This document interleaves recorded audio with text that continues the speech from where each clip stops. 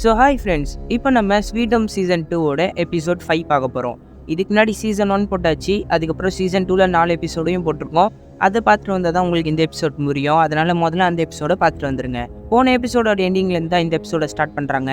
நம்ம டான்ஸர் பொண்ணு அந்த பொண்ணையும் பின்னாடி இருக்க மான்ஸ்டரை பார்த்து கொஞ்சம் அதிர்ச்சி ஆகிடுவா. சரி, அந்த மான்ஸ்டர் அந்த குழந்தைய ஏதாவது பண்ணிட போகுதுன்ட்டு வேகமாக அந்த மான்ஸ்டரை குத்துறதுக்காக போனால் இந்த பொண்ணு அந்த மான்ஸ்டரோட கையை பிடிச்சிட்டு கம்முனு அப்படின்ற மாதிரி அந்த மான்ஸ்டரை தடுத்து நிறுத்திடுவா. அவன் அந்த மான்ஸ்டரை கண்ட்ரோல் பண்ணுறதை பார்த்தோன்னா டான்ஸர் பொண்ணு ஆடி போயிடுவா. என்ன மான்ஸ்டர்னா பொண்ணுருவியா, உன்னோட பேர் இது தானே அப்படின்ற மாதிரி டான்ஸர் பொண்ணுகிட்ட பேரை சொல்வாளா. இதை கேட்டோன்னே உனக்கு எப்படி தெரியுன்ற மாதிரி கேட்பா. நீ தேடிட்டு இருக்கிய ஒரு ஆள், அவர் தான் என்கிட்ட சொன்னார் அப்படின்ற மாதிரி இவ சொல்லுவா. அது யாருன்னு எனக்கு தெரியணும்ட்டு டான்ஸர் பொண்ணு பக்கத்தில் வருவா. ஒரு குட்டி மான்ஸ்டர் இருக்கும்ல, அது நம்ம டான்ஸர் பொண்ணு அடிச்சு கீழே தள்ளி விட்டுரும். ஒழுங்கா என் கூட வந்துட்டு கூப்பிட்டு போயிட்டு இருப்பா. அந்த மனுஷன் மான்ஸ்டர் மாதிரி இருப்பான்ல, அவனோட ஃப்ரெண்டை கொண்டு இருப்பான். அவனையும் பிடிச்சி இழுத்துக்கிட்டு அந்த பொண்ணு பின்னாடியே நடந்து போயிட்டு இருப்பான். அதுக்கப்புறம் பாம்பு அடிச்ச இடத்தாண்ட காட்டுறாங்க. கேப்டன் தான் இப்படியே அந்த பாட்டியை காப்பாற்றி வச்சிருப்பாரு.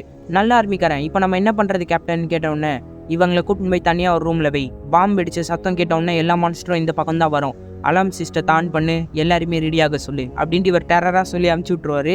அவனும் சரின்னு அந்த பாட்டியை கூப்பிட்டு போயிட்டு இருப்பான். அலாம் அடித்த உடனே உள்ளே இருக்கிற எல்லாருமே பதறிட்டு இருப்பாங்க. அடுத்து ஜீப்பில் ஆர்மி பேஸ்க்கு வந்துட்டு இருக்க ஆர்மிக்காரங்களை காட்டுறாங்க. ஒரே ஒரு ஆர்மிக்காரன் மட்டும் தகவல் சொல்லுவான். சார், எல்லா மான்ஸ்டர்ஸும் கேம்பை நோக்கி தான் போயிட்டு இருக்கு அப்படின்ற மாதிரி சொல்லுவானா. இதை கேட்டோன்னா அந்த அதிகாரி சரி ஜீப்பை திருப்பின்னு வண்டி ஓட்டுறவங்கிட்ட சொல்லுவான்.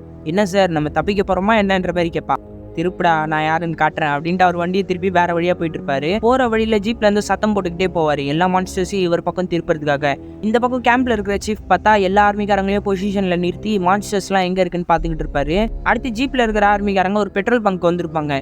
பெட்ரோல் இங்க வராதே சார்ன்ற மாதிரி ஒருத்தர் சொல்லுவானா. நான் ஒன்றும் இங்க பெட்ரோல் போடுறதுக்கு வரலடா, நம்ம கிட்ட இருக்கிற பாம்பெல்லாம் எடுங்க, நான் சொல்கிற பிளானை மட்டும் செய்யுங்கன்ற மாதிரி ஆர்டர் கொடுத்துட்டு இருப்பாரு.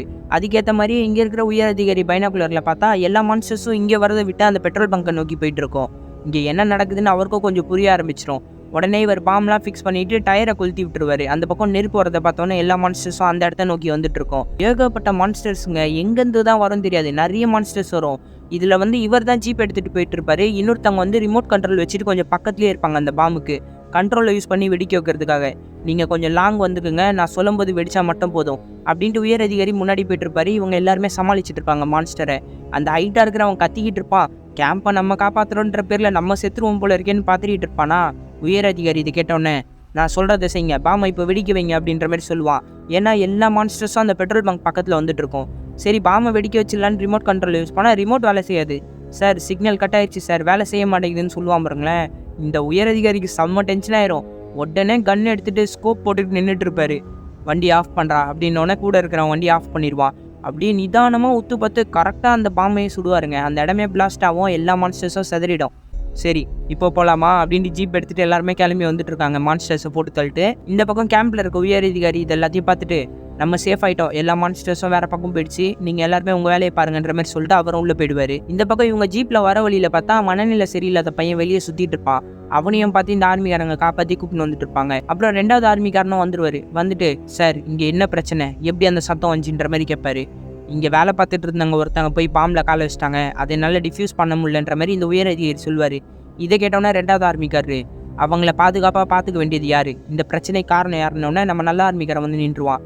நான் தான் சார், நான் தான் அவங்கள பார்த்துக்க வேண்டியது இருந்துச்சு, அவங்கள காப்பாற்றுற முயற்சியில் தான் பாம்பு அடிச்சதுன்ற மாதிரி சொல்லுவான். சரி, அந்த பாட்டியை என்ன பண்ணீங்க, காப்பாற்றிட்டீங்களான்னொன்னே, சார் அவங்கள காப்பாற்றியாச்சு, ஆனால் அவங்க இன்ஃபெக்ஷன் ஆகிருக்காங்க, அவங்கள பாதுகாப்பாக ஒரு இடத்துல வச்சிருக்கோன்ற மாதிரி சொல்லுவான். அவருக்கு வர்றோம் பாருங்களேன் கோவம், போட்டு அடின்ட்டு அந்த நல்ல ஆர்மிக்காரனை போட்டு அடிச்சுட்டு, சார் நீங்கள் எங்களுக்கு வாக்கு கொடுத்துருந்தீங்க, எங்களை பாதுகாப்பேன்னு சொல்லியிருந்தீங்க, ஒரு வருஷத்துக்குள்ளே நம்மளோட ஆர்மிக்காரங்க எத்தனை பேர் இறந்துருக்காங்க தெரியுமா, இந்த மாதிரி சின்ன சின்ன விஷயத்துக்கு நீங்கள் பாவம் பட்டு எல்லாத்தையும் இழந்துருவீங்கன்னு நினைக்கிறேன்.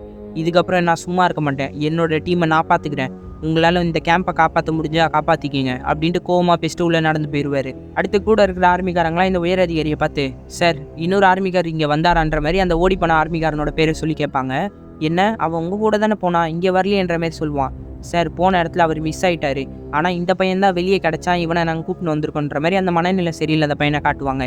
அதுக்கு அடுத்த சீனில் இந்த சயின்டிஸ்ட்டை காட்டுறாங்க. இவனும் பாதுகாப்பாக இந்த இடத்துல தான் இருக்கான், ஆனால் ஒரு லேப் மாதிரி இடத்துக்குள்ளே தான் இருக்கான். அந்த ஃபாதிரியார் அங்கே வந்துட்டு, என்ன பண்ணுற, நல்லா இருக்கியா அப்படின்ற மாதிரி நல்லா விசாரிச்சுட்டு இருப்பா. போய் வேறு வேலை வெட்டி இருந்தால் போய் பாருங்கள் ஃபாதர், எனக்கு தூக்கம் வருது, நான் தூங்க போகிறேன் அப்படின்ட்டு இவன் தூங்கிடுவான் டாக்டரு. இந்த ஃபாதர் அங்கேருந்து போகும்போது ஊசியும் மருந்தையும் மட்டும் அங்கேருந்து எடுத்துகிட்டு போயிடுவார். இவருக்கு தெரியாமல் எடுத்துகிட்டு போனன்றதுக்காக தான் உள்ளே வந்து பேச்சு கொடுத்துருப்பாரு. இவர் வெளியே போகும்போது நம்ம நல்ல ஆர்மிக்காரன் வந்து அந்த மனநிலை சரியில்லாத பையனை டாக்டர் கிட்ட கூப்பிட்டு போயிட்டு இருப்பான். அடுத்து டான்ஸர் பொண்ணை காட்டுறாங்க. நடந்து போயிட்டு இருக்கும்போது இவளை கொலை பண்ண ட்ரை பண்ணால ஒருத்தன், அவன் தான் அந்த பக்கம் செத்து கிடப்பான். அவன் கையில் இருந்த ஒரு துணியை மட்டும் அவுத்துட்டு அவன் கண்ணை மூடி விட்டு அங்கேருந்து கிளம்பி போயிடுவா. இது 2 பேர் பார்த்துட்டு ஒளிஞ்சு அங்கேருந்து வந்துட்டு இருப்பாங்க. யாருன்னு பார்த்தா செகண்ட் எபிசோடில் ஒரு கன்மேன் இருந்திருப்பார்ல, அவர் தான் வந்திருப்பாரு. கூட ஒரு பொண்ணையும் கூப்பிட்டு வந்திருப்பாரு. சரி என்ன தேருது பாருன்னொன்னே அந்த பொண்ணு கொஞ்சம் ஒரு லூஸ் மாதிரியே பண்ணிட்டு இருக்காங்க. சரி நீங்கள் கண்காணிங்க, நான் என்னென்ன வேணுமோ எடுத்துக்கிறேன் அப்படின்ட்டு அவங்ககிட்ட ஒரு கன் இருக்கும்ல, அந்த கன் எடுத்து இவரையே பாயிண்ட் பண்ண மாதிரி காமிச்சிட்டு இருப்பா. என்ன பண்ணுற பைத்தியமா நீனோன்னே, ப்ராக்டிஸ் பண்ணுறேன் பாஸ், நானும் கன் சுட கற்றுக்கணும்ல அப்படின்ற மாதிரி சொல்லிட்டு இருப்பா. விளையாடுறதை விட்டு என்ன இருக்கோ தேடுன்ற மாதிரி சொல்லுவார். பார்த்தா அவன் தான் மால்லேருந்து நிறைய ஸ்நாக்ஸாக எடுத்திருப்பாள். சிப்ஸு என்னென்னவோ வச்சிருக்கான், லாட்ரி தான் நமக்கு அப்படின்ட்டு எல்லாத்தையும் எடுத்துக்கிட்டு சரி இப்போ போகலாமான்ற மாதிரி 2 பேரும் அங்கேருந்து கிளம்பிட்டு இருப்பாங்க. அதுக்கு அடுத்த சீனில் நல்ல ஆர்மிக்காரனை காட்டுறாங்க. இவனை பாருங்க டாக்டர்னு டாக்டர் கிட்ட கூப்பிட்டு வந்திருப்பான். அந்த டாக்டர் கொஞ்சம் கூட எந்திரிக்காம அவன் உடம்புல ஏதாவது காயம் இருக்கான்னு பார்த்து சொல்கிறான்ற மாதிரி சொல்லுவானா. இவனை தேடி தேடி பார்த்துட்டு கையில் மட்டும் வினோதமான காயம் இருக்குது டாக்டர்ன்ற மாதிரி சொல்லுவான். டாக்டரே ஏஞ்சி வந்து பார்த்துட்டு என்ன காயம் இது வித்தியாசமாக இருக்குது, இவனை பற்றி சொல்லி இவன் யாருன்னொன்னே நம்ம நல்லா ஆரம்பிக்கிறனும் எல்லாமே சொல்லுவான். இவங்க அம்மா இன்ஃபெக்ஷன் ஆயிருக்காங்க, இவன் வெளியே போயிட்டு வந்தான், வரும்போது தான் இப்படி ஆயிருக்கான்ற மாதிரி சொல்லிட்டு இருப்பான். சரி இவனை வந்து நான் கண்காணிக்கணும், இவன் என்கிட்டே இருக்கட்டும், நீ போ அப்படின்ற மாதிரி சொல்லி அனுப்பிச்சிருவாரு. சரின்ட்டு நம்ம நல்லா ஆரம்பிக்கிறனும் போக பார்ப்பான். மறுபடியும் வந்துட்டு ஏதாவது மான்ஸ்டர் யாரையாவது பாதுகாக்கணும்னு நினைக்குமா டாக்டர், யாரையாவது ஒருத்தரை மட்டும் பாதுகாக்கணும், அதுக்காக யாரை வேணால் கொல்லலான்னு நினைக்குமான்ற மாதிரி கேட்பான். என்ன கேட்குற நீ, அப்படி ஏதாவது மான்ஸ்டரை நீ பார்த்துருக்கேன்ற மாதிரி கேட்பான் டாக்டரு. இல்லை சார் சும்மா கேள்வி தான் கேட்டேன்ற மாதிரி போக பார்ப்பான். அந்த மாதிரி ஒரு மான்ஸ்டரை பார்த்தேன்னா என்கிட்ட அதை கண்டிப்பாக கூப்பிட்டு வரணும் சரியா, நான் அதை வச்சு ரிசர்ச் பண்ணோம். ஏன்னா அப்படி ஒரு மான்ஸ்டர் எனக்கு தெரியும், மக்களை பாதுகாக்கணும்னு அந்த மான்ஸ்டர் நினைக்கும் அப்படின்ற மாதிரி இந்த டாக்டர் சொல்லுவான். இந்த டாக்டரோட மனசில் அன்றைக்குமா நம்ம ஹீரோ இருக்கிறானா என்னன்ட்டு தெரியல. நல்லா ஆரம்பிக்கிற அப்புறம் வெளியே வந்துட்டு இருப்பான்ல, அந்த மேக்கப் போட்டு இருக்கிற பொண்ணு வந்து கத்திக்கிட்டு இருப்பா.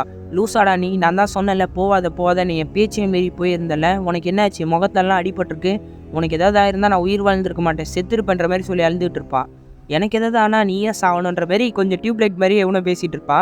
ஆமாம்ல சரி பார், உனக்கு ஏதோ ஆயிடுச்சுன்னு நினச்சி என் முடி கூட நான் ஒழுங்காக கலர் பண்ணல, அடுத்த தடவை நான் அழகாக ரெடி ஆகிட்டு வரேன் சரியா அப்படின்ற மாதிரி சொல்லிட்டு அங்கேருந்து கிளம்பி போயிடுவா. லூஸாக இருக்குமோன்ட்டு இவன் நினச்சிட்டு அங்கே நடந்து போயிட்டு இருப்பான். அடுத்து நம்ம உயர் அதிகாரியை காமிச்சா அந்த இடத்துல சீஃப் லேடி வந்து பேசிகிட்டு இருப்பாங்க. அந்த பாட்டியை பற்றி நான் பேசி ஆகணும், அந்த பாட்டியை இங்கேருந்து அனுப்பிச்சிருங்கன்ற மாதிரி சொல்லுவாங்க. இதை கேட்டோன்னா அவர் எதுக்கு அனுப்பணும், கொஞ்ச நேரம் ஆகட்டும்ன்ற மாதிரி சொல்லி போயிட்டு இருப்பாரு. அந்த வைரஸ் பரவாதுன்னு நீங்கள் நினைக்கிறீங்களா, கிடையவே கிடையாது, அது பயத்தால் தான் பரவுது. இங்கே பயம் உருவாயிடுச்சு, ஒருத்தங்களுக்குள்ளே ஒருத்தங்களா தாண்டி அந்த வைரஸ் பரவிடும், அதுக்குள்ளே அவங்களை இங்கேருந்து அனுப்பிச்சிருங்கன்ற மாதிரி இந்த சீஃப் லேடி சொல்லுவாங்க.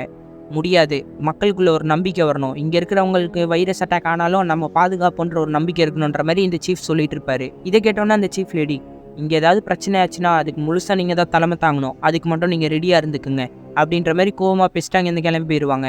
அப்படியே இந்த உயர் அதிகாரியை பார்த்தா அவரோட முதுகுலேருந்து பிளேடு மாதிரி துண்டாக எடுத்து போட்டுன்னு இருப்பாரு. அந்த ஜீப் வெடிச்சது இல்லை, அதோடைய பாகங்கள் தான் இவரோட உடம்புல குத்திக்கிட்டு இருக்கு. அடுத்து ஃபாதரியாரை காட்டுறாங்க. ஃபாதரியார் தான் எல்லாருமே ப்ரேயர் மீட்டிங் வர சொல்லியிருப்பார்ல. முதல்ல அந்த ஆர்மிக்காரனை விரும்புவாள் அந்த பொண்ணு தான் வந்து நிற்பா. வந்தவுடனே யாருமே வரல போல இருக்குன்ற மாதிரி கேட்பாளா.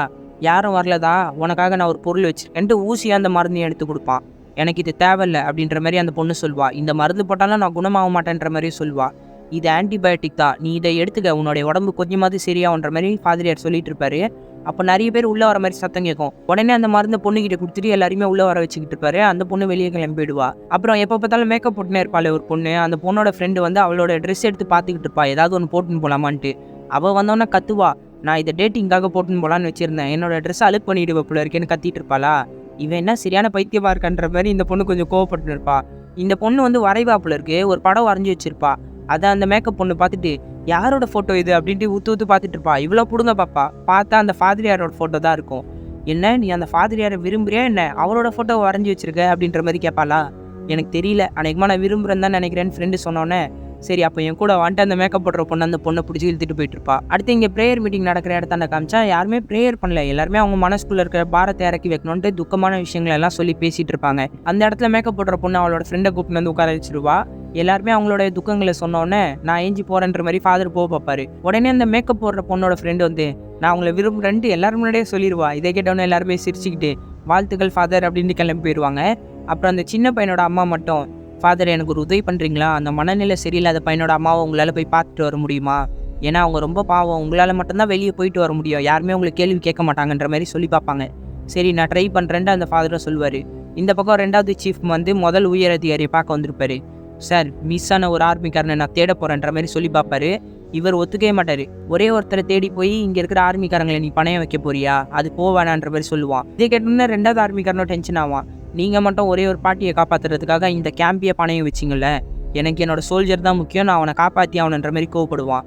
இதை கேட்டோன்னா அவர், நான் உங்கள் நல்லதுக்கு தான் சொல்கிறேன், இங்கே நம்மக்கிட்ட ரேடியோ சிக்னலும் இல்லை, அதோட முக்கியமாக அந்த பாம்பு பிளாஸ்ட் பண்ணாங்களே மான்ஸ்டர் அழிக்க, இருந்த எல்லா பாம்பையும் வேறு யூஸ் பண்ணிகிட்டு இருக்காங்க. இவங்ககிட்ட புல்லட்ஸு பாம்புன்ட்டு இப்போ எதுவுமே இல்லை, அதனால தேவையில்லாமல் போய் இருக்கிற நிறைய பேரை பலி கொடுத்துறாதுன்ற மாதிரி இவர் சொல்லுவார். இதை கேட்டோன்னே, உங்களோட ரூல்ஸ் எனக்கு சுத்தமாக பிடிக்க மாட்டேங்குது சார் அப்படின்ட்டு இந்த 2வது அதிகாரி கிளம்பி போயிடுவான். அடுத்து எல்லா ஆர்மிக்காரங்களும் உட்காந்து சாப்பிட்டுன்னு இருப்பாங்க. சீஃப் கூட அங்கே தான் இருப்பார். அதில் ஹைட்டாக இருக்கிறவன் மட்டும் அவனோட பெஸ்ட்டு ஃப்ரெண்டு போல இருக்குது. ஏதாவது ரேடியோ சிக்னல் கிடச்சிதான்னு கேட்டுனே இருப்பான். இல்லவே இல்லை சார்ன்ற மாதிரி இன்னொருத்தன் சொல்லிட்டு இருப்பான். இவங்களுக்குள்ளே பேசிகிட்டு இருக்க எல்லாத்தையும் அந்த பொண்ணு வந்து ஒளிஞ்சு கேட்டுன்னு தான் இருப்பான். எப்படியாவது அவனை கண்டுபிடிச்சா அவனுமேன்ற மாதிரி பேசிட்டே இருக்கும்போது ஒரு ஆர்மிக்காரன் நக்கலாக பேசுவான். எனக்கு தெரிஞ்சு அவன் தப்பிச்சு போயிருப்பான்னு நினைக்கிறேன் சார், இந்த சித்திரவதையிலேருந்து ஒரு கேப் கிடச்சிது, அதனால தப்பிச்சு போயிட்டான், அவன் வாழ்க்கையை அவன் பார்த்துப்பான்ற மாதிரி சொல்லுவான். இதை கேட்டோன்னா அந்த ஹைட்டாக இருக்கிற ஆர்மிக்காரனுக்கு செம்ம வந்து அவனை எட்டி உதச்சிருவான். 2 பேருக்குள்ளேயும் சண்டை வந்துடும். இதை பார்த்தோன்னே சீஃப் ஒரு டேபிள் எட்டி உதச்சி, போதும் ரொம்ப ஓவர் ஆயிடுச்சு, போய் உங்களோட வேலையை பாருங்கள் அப்படின்ற மாதிரி சீஃப் கத்துவார். இது எல்லாத்தையும் அந்த பொண்ணு கேட்டு அவள் கையில் இருந்த மருந்து கீழே போட்டாங்க, அந்த கிளம்பி போயிடுவா. அடுத்து நம்ம டான்ஸர் பொண்ணு அந்த கேம்புக்கு தான் நடந்து வந்துட்டு இருப்பா.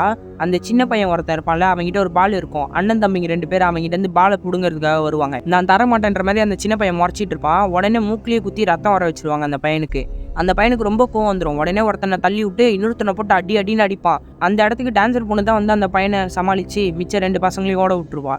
ஏன் இப்படி நீ நடந்துக்கிற, ரவுடி ஆக போறியான்னொன்னே, ஆமாம் என்னோட வாழ்க்கை இனிமேல் நானே தான் பார்த்துக்க போகிறேன், இந்த இடத்துல அமைதியாக இருக்கிறதுலாம் வேலைக்கு ஆகாது, என்ன அவனுங்க அடிச்சானுங்க நான் அதான் அடிச்சேன்னு கோவப்படுவான். அடுத்து இந்த டாக்டர் காமிச்சா மனநிலை சரியில்லாத பையனோட ரத்தத்தை தான் எடுத்து செக் பண்ணிட்டு இருப்பான். இதை பார்த்து ஆச்சரியமாயிட்டு அந்த பையனை தேடி பார்த்தா அந்த பையன் அங்கே இருக்க மாட்டான். என்னன்னா அவங்க அம்மாவை தேடணுன்ட்டு அங்கே நடந்து போயிட்டு இருப்பான் அவன். இந்த பக்கம் அந்த குட்டி பையனை பார்த்துட்டு எல்லாருக்குள்ளே சண்டை வந்துடும். இந்த பையன் மான்ஸ்டரா மாறிட்டு இருந்தானா அப்படின்ற மாதிரி அந்த அம்மா கிட்டேயும் கண்ணாடி கிட்டேயும் ஒருத்தன் கத்திட்டு இருப்பான். அந்த பையன் கொஞ்சம் கூட யோசிக்காமல் ஒரு கத்தி எடுத்து கையே அறுத்து காட்டுவான். இப்போ போதுமா, நான் நல்லா தான் இருக்கேன்ற மாதிரி சொல்லிட்டு இருப்பான். அந்த அம்மா பதறிட்டு இருப்பாங்க. என்னாச்சு, நீ ஏன் இப்படி பண்ணுறன்னொன்னே அந்த அம்மாவோட கையை தட்டி விட்டாங்கன்னு கிளம்பிடுவான். இந்த பக்கம் அந்த மனநிலை சரியில்லாதவன் அவங்க அம்மா இருக்கிற இடத்தாண்ட போய் பார்த்தா அவங்க அம்மா இருக்க மாட்டாங்க. உடனே அந்த குட்டி பையனை பிடிச்சி தான் கேட்பான், என்னோட அம்மா எங்கன்னொன்னே, உங்கள் அம்மா மான்ஸ்டரா மாறிட்டாங்க, அதனால வெளியே ஒரு இடத்துல அடைச்சி வச்சிருக்கான்ற மாதிரி சொல்லுவான். இதை கேட்டோன்னே அவன், அப்போ எங்கள் அம்மா இனிமேல் சாக மாட்டாங்களே அப்படின்னு சந்தோஷப்படுவான். இப்போ சாக மாட்டாங்க தான், ஆனால் இங்கே இருக்கிற எல்லாருமே கொன்றுவானுங்க, ரொம்ப மோசமானவனுங்க அப்படின்னு அந்த பையன் பேசிட்டு போயிடுவான். அடுத்து இந்த பையனோட அம்மாவை காமிச்சா ஃபாதரையார் பார்க்க வந்திருப்பாரு. கொஞ்சம் ஆறுதலாகவும் தான் பேசிட்டு இருப்பாரு. அதுக்கப்புறம் அந்த மனநிலை சரியில்லாத பையனை கட்டுறாங்க. அவன் வெளியே போகிறதுக்காக ஆர்மிக்காரங்கிட்ட பிரச்சனை பண்ணிட்டு இருப்பான். என்னை வெளியே விடுங்க, நான் என் அம்மா கிட்ட போனோன்னே ஆர்மிக்காரங்க அடிக்க போவாங்க. டாக்டர் வந்து கத்துவான், இவன் என்னோட பேஷண்ட், இவன் மேலே கை வைக்கிற வேலைலாம் வச்சுக்காதீங்க, உங்களை தொலைச்சிருவா அப்படின்ட்டு அந்த பையனை பிடிச்சி இழுத்துட்டு போவான். இங்கே பார்ப்பா, உனக்கு நான் என்ன உதவி வேணா பண்ணுறேன்னொன்னே அவன் என் அம்மாவை பார்க்கணும், என் அம்மாவை பார்க்கணுன்னு தான் சொல்லிட்டு இருப்பான். இப்போ என்ன, உனக்கு அம்மாவை தானே பார்க்கணும், நான் ஹெல்ப் பண்ணுறேன், என்னால் முடியும், ஆனால் நீ வெளியே போய் என்ன நடந்துச்சு அதை மட்டும் சொல்லு, அது போதோன்னொன்னே உடனே வாய்ஸ் ரெக்கார்ட் பண்ண ஆரம்பிச்சிருவாரு டாக்டரு. அந்த பையனும் கொஞ்சம் யோசிச்சு சொல்லுவான், நிறைய மரம் செடி கொடிலாம் இருந்துச்சு, ஒரு பையன் இல்லை ஒரு பொண்ணு, அவள் என்னை தள்ளி விட்டா, அதுக்கப்புறம் தான் இப்படி ஆச்சு இந்த காயம் அப்படின்ற மாதிரி அவன் சொல்லிட்டு இருப்பான். இது எல்லாத்தையும் டாக்டர் ரெக்கார்ட் பண்ணிட்டு இருப்பான். அதுக்கப்புறம் சீஃப் லேடியை காட்டுறாங்க. அவங்களோட ரூமில் படுத்துட்டு இருப்பாங்க. பக்கத்தில் கதவாண்டது ஒரு மாதிரி சத்தம் வந்துகிட்டே இருக்கும். ஃபர்ஸ்ட் இவங்களை காட்டும் போதே ஒரு நாபை க்ளோஸ் பண்ணியிருப்பாங்களே, ஒரு கதவு, ஒரு சீக்ரெட் டோர் மாதிரி அதை வச்சிருக்காங்க. அந்த கதவாண்டது சத்தம் வந்ததை கேட்டோடனே பாட்டிக்கு ரத்தம் வந்த விஷயத்தை தான் யோசிச்சு பார்ப்பாங்க.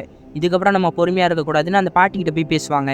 நான் உங்களுக்கு உதவி பண்ணுறேன், நீங்கள் எங்கேயாவது தப்பிச்சு போயிடுங்க அப்படின்ற மாதிரி சொல்லுவாங்களா. பாட்டியும் சரி, என்னோட பையனை என்னால் பார்க்க முடியுமா, அது மட்டும் போதும், நான் இங்கேருந்து தப்பிச்சு போயிடுறேன், வாய்ப்பு இருக்கான்ற மாதிரி கேட்பாங்க. சீஃப் லேடியும் கண்டிப்பாக உங்களோட பையனை நான் உங்ககிட்ட மீட் பண்ண வைக்கிறேன் அப்படின்ற மாதிரி இவங்க சொல்லிட்டு இருப்பாங்க.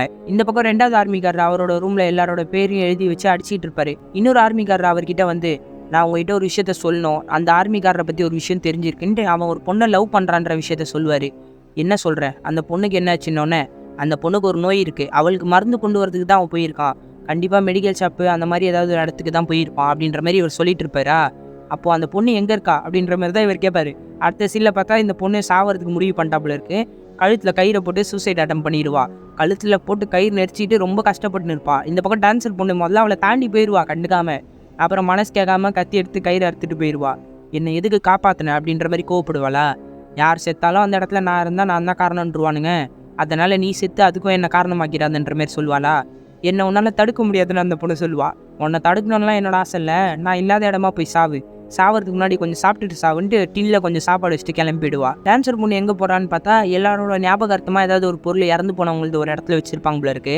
அந்த இடத்துல செத்து போனால நிறைய முடி வச்சிருக்கிறவன் அவன் கையிலேருந்து எடுத்த துணியை தான் கட்டிகிட்டு இருப்பா. இதை சீஃப் லேடி பார்த்தோன்னே அவனையும் கொண்டுட்டியா, எத்தனை பேரை தான் இப்படி கொண்டுகிட்டே இருப்ப அப்படின்ற மாதிரி கோவப்படுவாங்க. நான் ஒன்றும் அவனை கொல்லலை, நீங்கள் தானே அவனை என்ன கொல்றதுக்காக காமிச்சிங்கன்ற மாதிரி கோவப்படுவா. கரெக்டு தான், உன்னை கொல்லணுன்னு தான் நான் நினச்சேன். என்னோட கனவுனையே நீ கொன்னவல்ல, நீ எப்போ மான்ஸ்டராக மாறுவன் தான் நான் காத்துக்கிட்டு இருக்கேன். அப்போது மாறினேன்னு வச்சுக்கேன், என் கையால் தான் உன்னை நான் கொல்லுவேன். வெளியே போய் செத்துறாத. அந்த மாதிரி மாற வேண்டிய நிலைமை வந்துச்சுன்னா என்கிட்ட கண்டிப்பாக நீ வரணும், சரியா அப்படின்ற மாதிரி இவங்க கோவப்படுவாங்க. டான்சர் பொண்ணு இதெல்லாம் மதிக்காமல் அங்கேருந்து கிளம்பிட்டு இருப்பா. இது எல்லாத்தையும் நல்லா அருமையாக ஒளிஞ்சிருந்து கேட்டுன்னு தான் இருப்பா. அப்போ ஃபாதர் அந்த இடத்துக்கு வந்துட்டு, என்ன அந்த பையன் எப்படி இருக்கான், மனநிலை சரியில்லாதவன்னு கேட்பானா. பரவாயில்ல, நல்லா தான் இருக்காருன்ற மாதிரி சொல்லுவான். அப்புறம் இன்னும் 2 பேர் வெளியே போனாங்க டான்சர் பொண்ணுக்கு பின்னாடியே. அவங்க 2 பேர் வரவே இல்லை. அவங்கள பற்றி என்னன்னு கொஞ்சம் விசாரிக்கிறியான்ற மாதிரி ஃபாதர் சொல்லுவார். இதை கேட்டோன்னா நல்லா ஆரம்பிக்கிற உடனே டான்சர் பொண்ணை ஃபாலோ பண்ணிட்டு பின்னாடியே போவான். போய் பார்த்தா அவள் வெளியே போகிற வழியாண்ட ஒரு பூனைக்கு சாப்பாடு வச்சிட்டு இருப்பா. அந்த 2 பேர் ஒன்றை தானே ஃபாலோ பண்ணிட்டு வந்தாங்க, அவங்க செத்துட்டாங்களா, என்ன பண்ண அப்படின்ற மாதிரி கேட்பானா. என் பின்னாடி முதல்ல ஃபாலோ பண்ணிட்டு வரதை முதல்ல நிறுத்து, நான் ஒன்றும் அவங்கள கொல்லலைன்னொன்னே, அப்போ நீ தேடிட்டு இருக்கிய ஒரு ஆள் அவன் தான் அவங்கள கொன்னானா, இல்லை அது மான்ஸ்டரா, உன் கையில் இருக்கிற துணி. எனக்கு அந்த துணியை நல்லாவே தெரியும். அன்னைக்கு அந்த நாளை என்னால் மறக்கவே முடியாது. சீஃபோட ஹஸ்பண்ட் கூட நீ சண்டை போட்டுன்னு இருந்த, உன்னை காப்பாற்றணும் தான் நான் வந்தேன். ஏதோ ஒரு மான்ஸ்டர் தான் சீஃபோட அவங்க ஹஸ்பண்டை கொண்டுட்டு உன்னை காப்பாற்றிட்டு போயிருக்கு.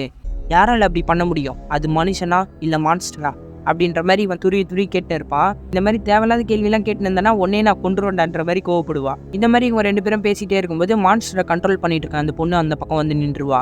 நீயா அப்படின்ட்டு டான்சர் பொண்ணு வெளியே நடந்து போயிட்டு இருப்பா. நீ அவங்கள பார்க்கணும்னு சொன்னல, என் கூட வேணா வரியா, நான் உன்னை கூப்பிட்டுன்னு போகிறேன் அப்படின்ற மாதிரி இவ கையை நீட்டுவா. டான்சர் பொண்ணா ஆச்சரியமாக பார்த்துட்டு இருப்பா. அப்படியே கட் பண்ணி இந்த பக்கம் டாக்டரை கட்டுறாங்க. ரெக்கார்டரை வச்சு எல்லாத்தையும் ரெக்கார்ட் பண்ணிட்டு இருப்பாரு. இப்போ இவனுக்கு என்ன ஆகிருக்குன்னா, இவனும் ஒரு மான்ஸ்டராக மாறிக்கிட்டு இருக்கான். ஆனால் மான்ஸ்டருக்கான எந்த ஒரு சிம்டம்ஸும் இவனுக்குள்ளே இல்லை. இவனோட கையை கிழிச்சா கூட இவனோட காயம் ஆற மாட்டேங்குது. ஆனால் இவனோட ரத்தத்தில் மான்ஸ்டருக்கான செல்ஸ் தான் உருவாயிட்டு இருக்கு. எப்படி ஆச்சு, இவனோட மூக்குலேருந்து ரத்தமும் ஊற்றலை. இவனுக்கு இப்படி ஆனதுக்கு ஒரே காரணம், இவன் வெளியே போன சில நேரத்தில் என்ன நடந்துச்சுன்னு நமக்கு தெரியணும். கண்டிப்பாக இவனுக்குள்ள ஒரு மான்ஸ்டர் ஒளிஞ்சிட்டு இருக்கு அப்படின்ற மாதிரி பேசிக்கிட்டே டாக்டர் இவனை எழுப்பி பார்ப்பான். ஏஞ்சிக்கவே மாட்டான். உன்னோட அம்மாவை பார்க்க போகலாமா அப்படின்னு ஒரே ஒரு வார்த்தை சொன்னோன்னே கண்ணை திறந்து பார்ப்பான். இந்த பக்கம் டான்சர் பண்ண காட்டுறாங்க. அந்த பொண்ணு கூப்பிடுவாள். சரி போகலாம் அப்படின்ட்டு கையை தொடறதுக்காக பக்கத்தில் போகும்போது நல்லா ஆரம்பிக்கிற உடனே பிடிச்சி இழுத்துப்பான். இவ தனியாக வரல, வேற யாரோ கூட வந்திருக்காங்கன்னு கன் எடுத்துப்பான். நல்லா ஆரம்பிக்கிறேன் பார்த்தா பின்னாடி ஒரு லேடி தான் வந்துட்டு இருப்பாங்க. அவங்களும் கன் எடுத்து நீட்டுவாங்க. அவங்க கையிலேயே ரெட் கலர் ரிப்பன் இருக்கும். அப்படியே டான்சர் பொண்ணு அந்த லேடியை பார்த்து மிரண்டு நின்றுட்டு இருப்பா பாருங்களேன். சரி யாரா அவங்க அப்படின்னு பார்த்தா நம்ம ஃபயர் ஃபைட்டர் தாங்க வந்திருப்பாங்க.